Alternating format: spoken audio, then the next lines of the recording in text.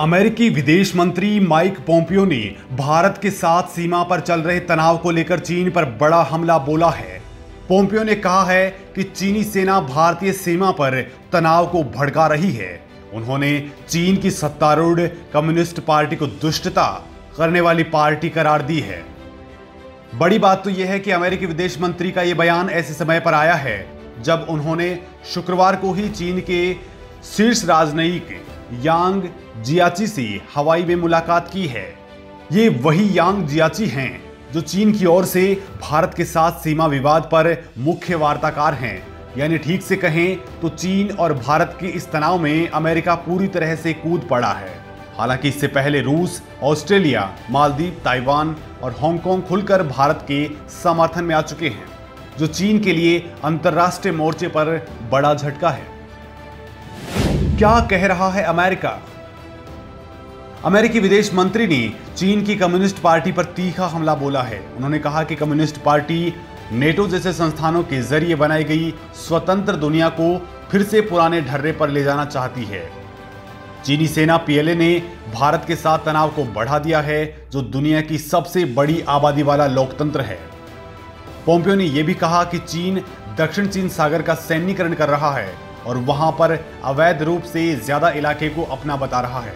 Pompeo ने इससे पहले गलवान वैली में चीनी सैनिकों के साथ संघर्ष में भारतीय सैनिकों की शहादत पर दुख व्यक्त किया था। उन्होंने कहा कि दुख की इस घड़ी में हम शहीद सैनिकों के परिवार के साथ खड़े हैं।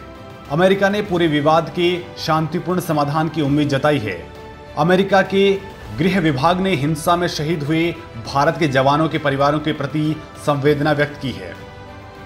ताजा हालात पर अमेरिका ने कहा है कि भारत और चीन दोनों ने पीछे हटने की इच्छा जाहिर की थी और हम मौजूदा हालात के शांतिपूर्ण समाधान का समर्थन करते हैं। गृह मंत्रालय के प्रवक्ता ने कहा कि हम वास्तविक नियंत्रण रेखा पर भारत और चीन की सेनाओं के हालात को मॉनिटर कर रहे हैं। भारत को मिला रूस का साथ। चीन के साथ हिंसक सीमा संघर्ष के बीच रूस ने भी मजबूती से भारत का समर्थन किया है। रूस के विदेश मंत्री सर्गेई लावरोव ने संयुक्त राष्ट्र सुरक्षा परिषद का अस्थायी सदस्य बनने पर भारत के विदेश मंत्री जयशंकर को बधाई दी है। इसके बाद दोनों देशों के विदेश मंत्रालयों ने वास्तविक नियंत्रण रेखा पर चीन और भारत के तनाव को लेकर भी चर्चा की। रूस ने भारत चीन वार्ता का स्वागत भी किया है।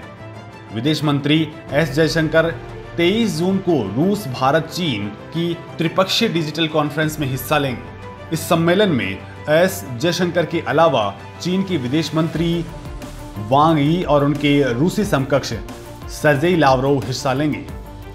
इससे पहले गलवान घाटी में भारत और चीनी सैनिकों के बीच हिंसक झड़पों के बाद बैठक को लेकर अनिश्चितता बनी हुई थी। सोमवार को चीनी सैनिकों के साथ आमने सामने की झड़प में भारत के 20 जवान शहीद हो गए थे। इस टकराव की घटना ने दोनों पड़ोसी देशों के बीच सीमा पर पहले से बनी हुई नाजुक स्थिति को और तनावपूर्ण बना दिया। ऑस्ट्रेलिया खुलकर आया भारत के साथ। भारत और चीन के बीच जारी विवाद के दौरान ऑस्ट्रेलिया खुलकर भारत के साथ आ गया है। कोरोना वायरस के कारण चीन पर सभी देश आग बबूला हैं। कोरोना वायरस चीनी वायरस है जिसने पूरी दुनिया को भीषण संकट में डाल दिया है। कोरोना वायरस पर अपने कुकृत्य छिपाने के लिए चीन ने भारत के साथ सीमा विवाद को जन्म दिया है। ऑस्ट्रेलिया के राजदूत ने कहा कि चीन हमेशा अपनी ताकत का दुरुपयोग करता है। चीन छोटे देशों की रक्षा करने के बजाय उन्हें मिटाने का पाप करता है। भारत और ऑस्ट्रेलिया की साझा चिंताएं हैं। उन्होंने कहा कि जब भी दुनिया को एक मंच पर लाकर वैश्विक समस्याओं के समाधान पर विचार विमर्श करने की आवश्यकता पड़ती है, तब चीन कोई ना कोई अड़ंगा डालकर नया विवाद खड़ा कर देता है। ऑस्ट्रेलियाई मीडिया का कहना है कि चीन को टक्कर देने के लिए भारत के पास एक बड़ा हथियार है और वो है अमेरिका। ऑस्ट्रेलिया एक्सपर्ट्स के मुताबिक चीन की ताकत पर लगाम लगाने के लिए भारत अमेरिका मजबूत गठबंधन बना सकते हैं। मालदीव भी आया भारत के साथ। लद्दाख की गलवान घाटी में चीनी सैनिकों के साथ संघर्ष में 20 भारतीय जवानों के शहीद होने के बाद दुनिया भर से भारत को समर्थन मिला है। अमेरिका और रूस के बाद मालदीव ने शहीद हुए भारतीय सैनिकों के प्रति संवेदना व्यक्त की है। मालदीव के विदेश मंत्री अब्दुल्ला शाहिद ने ट्वीट करके कहा कि सीमा पर हालिया संघर्ष में सैनिकों की शहादत पर मालदीव भारत के प्रति गहरी संवेदना व्यक्त करता है। हमारी संवेदनाएं सैनिकों के परिवारों और प्रियजनों के साथ हैं। आपको बता दें कि राष्ट्रपति इब्राहिम मोहम्मद सालेह के निर्वाचन के बाद से मालदीव और भारत के बीच संबंध प्रगाढ़ हुए हैं। ताइवान और हांगकांग का समर्थन। लद्दाख में चीन के बीच हुए संघर्ष के बाद भारत के पक्ष में दुनिया भर से आवाजें उठ रही हैं। यहां तक कि चीन के नक्शे में दिखने वाले ताइवान और हांगकांग के लोगों ने भी भारत का समर्थन किया है। सोशल मीडिया साइट्स ट्विटर पर बड़ी संख्या में हांगकांग और ताइवान के लोगों ने भारत के प्रति अपने समर्थन को जाहिर किया है।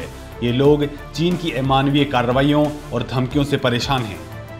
चीन ने हांगकांग पर नया कानून जबरदस्ती सौंपने की कोशिश की है, तो वहीं ताइवान को वो अपने हिस्से में मिलाने की कोशिश के तहत सैन्य कार्रवाई की धमकियां देता रहता है।